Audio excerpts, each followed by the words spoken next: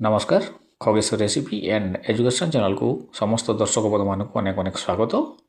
आज भिडियो आम आलोचना करवा ओडिया ग्रामर पार्ट 2 रो केते गोटे एक्सपेक्टेड क्वेश्चंस एवं तार आंसर विषय। भिडियोटी भल लगे लाइक टी करदे और जो मैंने मो चैनल नुआ अच्छा हृदय सह सब्सक्राइब करने। तेबे भिडियोटी स्टार्ट करवा। प्रथम क्वेश्चन शब्द और पद या भितर पार्थक्यटी कौन?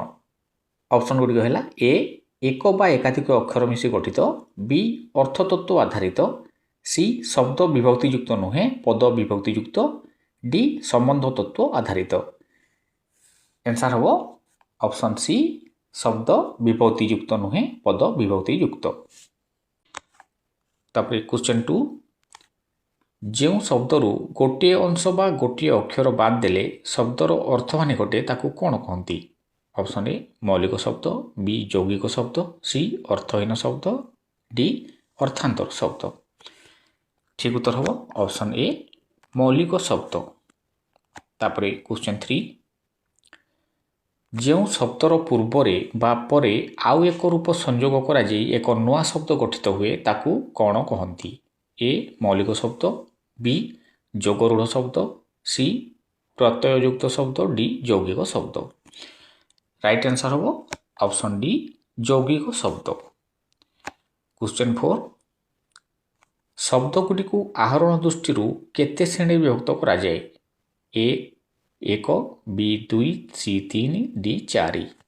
ठीक उत्तर हम ऑप्शन डी 4 भाग में विभक्त करा जाए। तापर क्वेश्चन 5 संस्कृत रे जो शब्द व्यवहार करा जाए ओडिया रे जदि सही शब्द अविकल रूप में व्यवहार करा जाए ताकू कौन कहती? ए तत्सम, बी तद्भव, सी देशज, डी वैदेशिक। ठीक उत्तर हम ऑप्शन ए तत्सम। तापर क्वेश्चन 6 संस्कृत भाषा रे व्यवहृत शब्द सामान्य परिवर्तित होई ओडिया भाषा रे व्यवहृत होई आसुतिले ताकू कौन कहती? ए तत्सम, बी तद्भव, सी देशज, डी वैदेशिक। एठी ठीक उत्तर हम ऑप्शन बी तद्भव।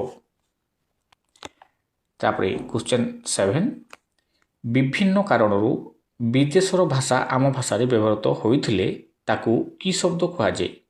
ए तत्सम, बी तद्भव, सी देशज, डी वैदेशिक। ठीक उत्तर हम ऑप्शन डी वैदेशिक। तापर क्वेश्चन 8 निम्न शब्द मानक मध्यरु तत्सम शब्द क्योंटी? ए पाठ, बी पढ़ुआ, सी गिना, डी अर्धली। ठीक उत्तर हम ऑप्शन ए पाठ। तापर क्वेश्चन 9 हाथी यार तत्सम शब्दटी कौन?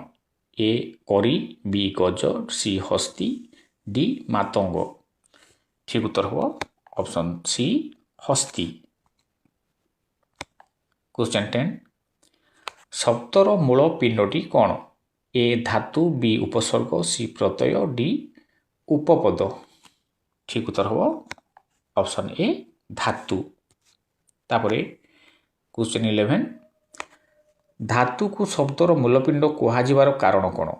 ए धातुर अर्थरू शब्दर अर्थ जानी हुए, बी धातु को बाद दे शब्द हुए नहीं, सी धातु शब्द सहित संपर्क रखे, डी धातु बहुत संख्यार थाए। ठीक उत्तर हम ऑप्शन ए धातुर अर्थरू शब्दर अर्थ जानी हुए। तापर क्वेश्चन 12 धातुर पूर्वर विभिन्न अर्थरे व्यवहृत होउथिबा अव्यय पदगुड़ी को कौन कहती? ए उपपद, बी उपसर्ग, सी अन्यान्य शब्द, डी प्रत्यय। राइट आंसर हम ऑप्शन बी उपसर्ग। तापर क्वेश्चन 13 निम्नस्थ क्यों उपसर्गटी को स्वतंत्र भाव में करा जाई थाए? ऑप्शन ए प्र, बी परा, सी अति, डी अप। ठीक उत्तर हम ऑप्शन सी अति। तापर देखिए क्वेश्चन 14 उपसर्ग गुड़िकर साधारणतः संख्या केतोटी? 20टी, 40टी, 52टी, 5टी। ठीक उत्तर हम ऑप्शन ए 20टी। तापरे क्वेश्चन 15 प्र उपसर्ग क्यों अर्थरे व्यवहृत हुए नाही ए निश्चय बी उत्कर्ष सी उद्भव डी आधिक्य करेक्ट आंसर हम ऑप्शन ए निश्चय तापरे क्वेश्चन 16 प्रतिहिंसा एथिरे थिबा उपसर्गटी क्यों अर्थरे व्यवहृत ए समान बी विपरीत सी उत्तम डी भूषण राइट आंसर हम ऑप्शन ए समान तापर देखिबा क्वेश्चन 17 दर पाठुआ एथिरे व्यवहृत उपसर्ग दर क्यों अर्थरे व्यवहृत ऑप्शन ए नाही अर्थरे बी ईसत अर्थरे सी विपरीत अर्थरे डी मंद अर्थरे ठीक उत्तर हम ऑप्शन बी ईसत अर्थरे तापरे क्वेश्चन 18 बेआईन एथिरे थिबा बे उपसर्गटी क्यों अर्थरे व्यवहृत ए निषेध अर्थरे बी विपरीत अर्थरे सी ईसत अर्थरे डी समान अर्थरे राइट आंसर टी हम ऑप्शन बी विपरीत अर्थरे क्वेश्चन 19 अण सोरिष एथिरे थिबा उपसर्ग अण क्यों अर्थरे व्यवहृत ए नुहे अर्थरे बी विपरीत अर्थरे सी सहित अर्थरे डी प्रत्येक अर्थरे ठीक उत्तर हम ऑप्शन ए नुहे अर्थरे तापरे क्वेश्चन 20 अब्राह्मण यह क्यों अर्थ प्रकाश करे ए जे ब्राह्मण नुहे बी क्षत्रिय सी वैश्य डी जे ब्राह्मण परि देखा जाउथो किंतु ब्राह्मण होई नथिबो ठीक उत्तर हम ऑप्शन डी जे ब्राह्मण परि देखा जाउथो किंतु ब्राह्मण होई नथिबो तापरे क्वेश्चन 21 ग्रह ठारू क्षुद्र यहाकू गोटे शब्द रे प्रकाश कले कौन हेबो ए परिग्रह बी अनुग्रह सी उपग्रह डी आग्रह ठीक उत्तर हम ऑप्शन सी उपग्रह तापरे क्वेश्चन 22 दुर्जन एथिरे थिबा उपसर्ग दुह क्यों अर्थरे व्यवहृत ऑप्शन ए मंद बी विशेष सी विपरीत डी पर्यंत ठीक उत्तर हम ऑप्शन ए मंद अर्थरे क्वेश्चन 23 शब्द और धातु सहित विभिन्न अर्थरे जहाँ जोग करा जाए ताकू कौन कहती ए प्रत्यय बी उपपद सी अन्य शब्द डी पद ठीक उत्तर हम ऑप्शन ए प्रत्यय तापरे क्वेश्चन 24 शब्द गढ़िया पाई धातुर परे भिन्न भिन्न अर्थरे जहाँ जोग करा जाए ताकू कौन कहती ए प्रत्यय बी कृत प्रत्यय सी उपसर्ग डी तद्धित प्रत्यय ठीक उत्तर हम ऑप्शन बी कृत प्रत्यय तापरे क्वेश्चन 25 धातुर परे जेउ जेउ अर्थरे प्रत्यय जोग करा जाए सही सही अर्थर नाम को कौन कहती ए वाच्य बी वाक्य सी उपपद डी शब्द ठीक उत्तर हम ऑप्शन ए वाच्य तापरे क्वेश्चन 26 क्योंटी भूल ए लेखक कर्तृवाच्य बी दाता कर्मवाच्य सी चंदन कर्तृवाच्य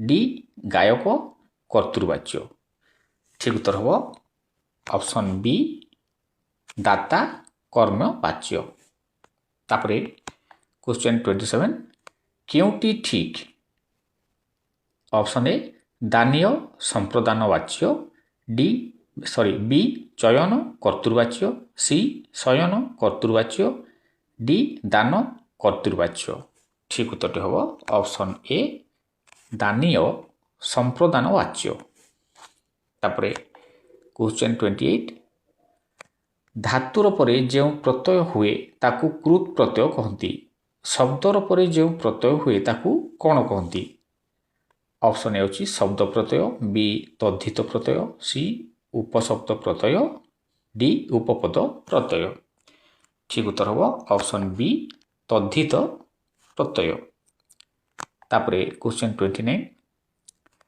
प्रत्यय जोगरे की परिवर्तन घटे नाही ए आदेश बी आगम सी लोप डी समास ठीक उत्तर हम ऑप्शन डी समास तापरे क्वेश्चन 30 ପ୍ରତ୍ୟୟ ଯୋଗରେ ଗୋଟିଏ ବର୍ଣ୍ଣ ବଦଳରେ ଆଉ ଗୋଟିଏ ବର୍ଣ୍ଣ ବ୍ୟବହୃତ ହେଲେ ତାକୁ କ'ଣ କହନ୍ତି? ଏ ଆଦେଶ, ବି ଆଗମ, ସି ଗୁଣ, ଡି ବୁଦ୍ଧି। ଠିକ୍ ଉତ୍ତରଟି ହେବ ଅପସନ୍ ଏ ଆଦେଶ। ତାପରେ ଦେଖିବା କ୍ୱେଶ୍ଚନ୍ 31। ପ୍ରତ୍ୟୟ ଯୋଗରେ ଦୁଇଟି ବର୍ଣ୍ଣ ମଧ୍ୟରେ ଅନ୍ୟ ଏକ ବର୍ଣ୍ଣ ଆସିଲେ କ'ଣ କହନ୍ତି? ଆଦେଶ, ଆଗମ, ଲୋପ, ଗୁଣ।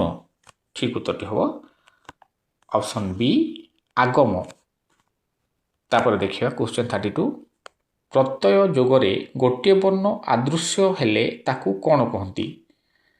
ଆଦେଶ, ଆଗମ, ଗୁଣ, ଲୋପ। ଠିକ୍ ଉତ୍ତରଟି ହେବ ଅପସନ୍ ଡି ଲୋପ। ତାପରେ କ୍ୱେଶ୍ଚନ୍ 33।